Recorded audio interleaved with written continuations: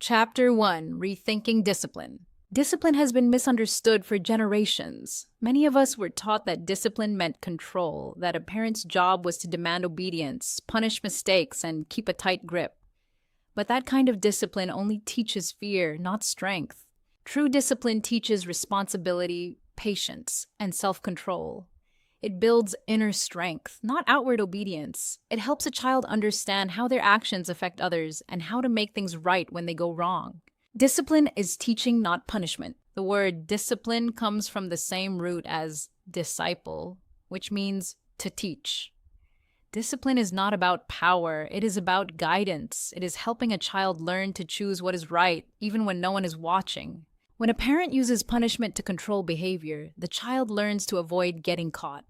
When a parent uses calm teaching, the child learns to think, reflect, and make better choices. Many of us learned discipline through fear. We grew up hearing, "because I said so," or "stop crying," or "I'll give you something to cry about."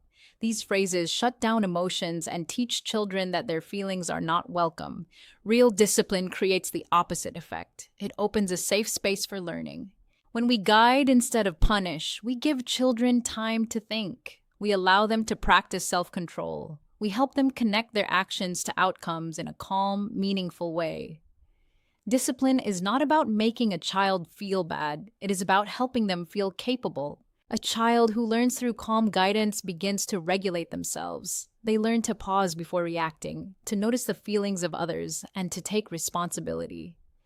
Those are life skills that last much longer than any rule or consequence. What fear teaches? Fear might stop a behavior for a moment, but it damages trust. It teaches compliance, not understanding. A child who obeys out of fear does not learn empathy or reflection. They learn how to avoid punishment. Fear teaches children that mistakes make them unlovable. It teaches them that love is conditional on behavior, not on who they are. This is not what any parent truly wants. We want our children to feel loved through every stage, even when they are struggling. When a child fears a parent's reaction, they may stop being honest. They might lie to avoid consequences or hide problems instead of asking for help. This disconnects them from us, and over time, it makes discipline harder, not easier. Discipline built on fear creates short-term obedience but long-term insecurity. Discipline built on connection creates self-discipline that lasts for life. Changing what we were taught. Many parents find it difficult to parent differently from how they were raised. We carry habits that were passed down for generations. Maybe we were spanked, shamed, or made to feel small when we made mistakes. Those moments shape us deeply. If you were raised that way, it does not mean you are destined to repeat it. You have already taken the first step by reflecting. Awareness gives you power.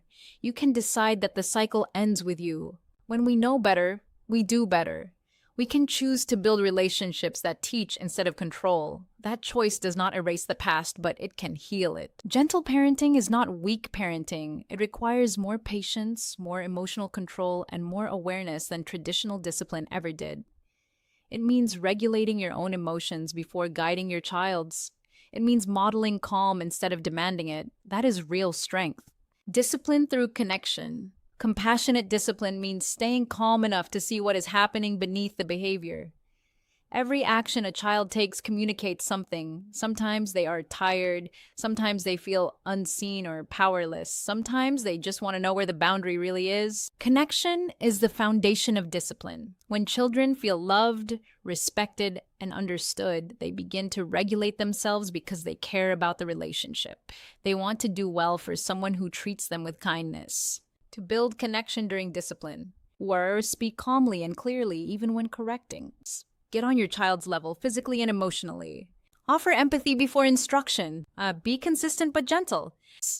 End conflict with reconnection, not withdrawal. A calm parent's voice can teach more than 1,000 lectures. Children may not remember your exact words, but they will remember how your tone made them feel. Modeling what discipline looks like. Children do not learn self-control by being controlled. They learn it by observing it. When you speak calmly while setting limits, you show your child how to handle frustration. When you follow through on a boundary without yelling, you show them how to hold firm with grace. Your behavior becomes their model. Every moment you regulate yourself, you are teaching your child how to do the same. If you lose patience, you can still model repair.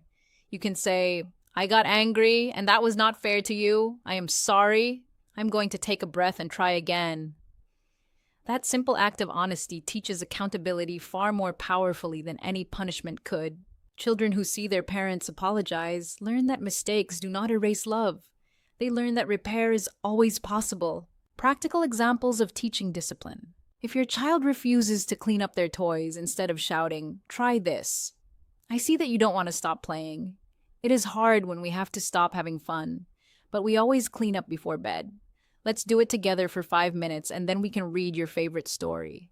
This approach does not remove structure. It adds empathy. It says, I understand your feelings, but the rule stays the same. It turns resistance into cooperation through connection. If your teenager talks back, avoid taking it personally. Teenagers test independence by challenging authority.